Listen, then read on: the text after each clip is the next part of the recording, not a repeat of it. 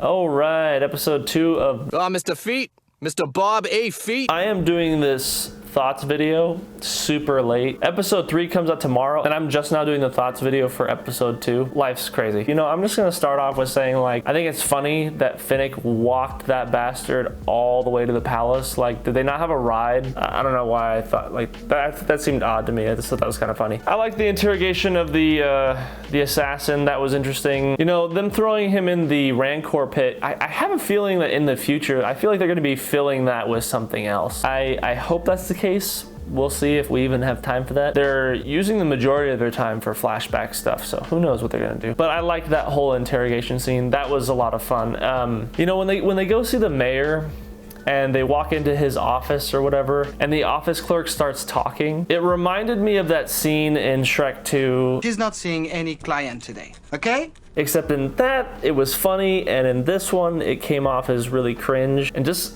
seems so out of place. Boba forces his way in, which I really liked, and he talks to the mayor, and you know, I really liked that the mayor wasn't human or something super familiar or like a creature that they always use. They changed it up a little, and I liked that. I still think the mayor hired the assassin though, but that's just my opinion. And when the twin Hutts arrive, you know, I feel like I've seen one of them from the Clone Wars episode with Cad Bane, was it Quinlan Vos and Obi-Wan, when they go to Nal Hutta and like there's the gang meeting going on with all the Hutts, and like I feel like I recognize that tattoo on the bottom lip. I don't know if that's just me. If I end up doing any research, I'll throw up a picture on the screen. And then man, that Wookiee comes in the screen, and that dude is huge. I mean, that guy makes Chewbacca look like a chihuahua, and I feel like they're really hyping up a fight between Boba and this guy. I don't know his name. I do understand he's from the comics, which I never read, so I know nothing about this character. If you want, fill me in the comments. I'd love to know about what you guys know about him. You know, I'm kind of curious on why Finnick said they may need permission to kill a Hutt. Like, I don't remember that in any of the Clone Wars, so it's interesting that we're learning that you have to have permission to kill a Hutt. Is it because it's such a high-class gang member or something? So then he goes back in the bacta tank, and then we get the entire rest of the episode is all flashback, which is kind of crazy. I think we got like 10 to 15 minutes of, you know, present day storyline, and then right back into a ton of flashback. I'm actually surprised about how much flashback we got in this episode. It's not what I was expecting, nor was I really wanting. But you know, I was pleasantly surprised. There is so much world building going on with the Sand People that, you know, after watching all this, and I'm gonna include the Mandalorian in this, after learning about so much that we've learned about the Sand People, watching episodes 1 through 6 now, you're gonna have a completely different view on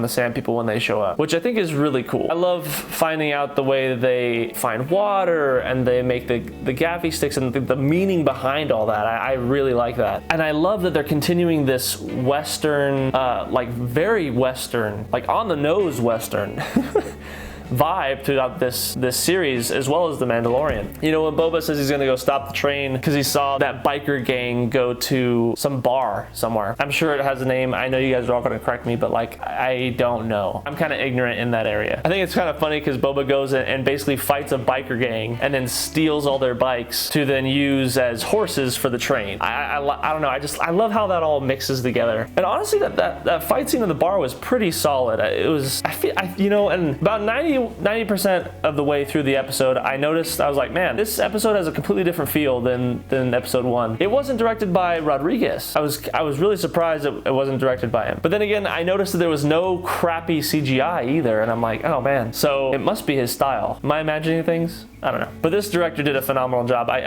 I'm blanking on the name, so forgive me. So, you know, and you know, I thought I would be annoyed when Boba's training the Tuskens to ride the speeders and then learn how to jump from speeder to speeder, but I found that like really enjoyable. And honestly, like, I think that if they had cut that out and it was just them like all of a sudden know how to ride them and to be able to just hijack the train, I feel like it wouldn't have had the impact that it did. So I'm really glad they stuck with their guns and was like, we're gonna have this training montage scene. And you know, and then during all that, you're really getting attached to the Sand People as a as like a character in themselves in the same way that Boba is, and I really like that. Again, I can't praise it enough as far as the world building goes. It's so good. Honestly, I want more of this in Star Wars. More world building on stuff that we know very little about. I love that. You know, when Boba's having his peyote dream with the lizard in his brain, and we're getting like who he used to be and who he is now, and then visions of his younger self, like really young, back on Kamino still. I'm curious why we're not seeing like middle school Boba. Poor choice of words. But, you know, Daniel Logan, I'm hoping he's going to reprise his role as Boba Fett, or a younger Boba Fett in the Clone Wars era. And I don't know why I feel like they're holding that back for something else.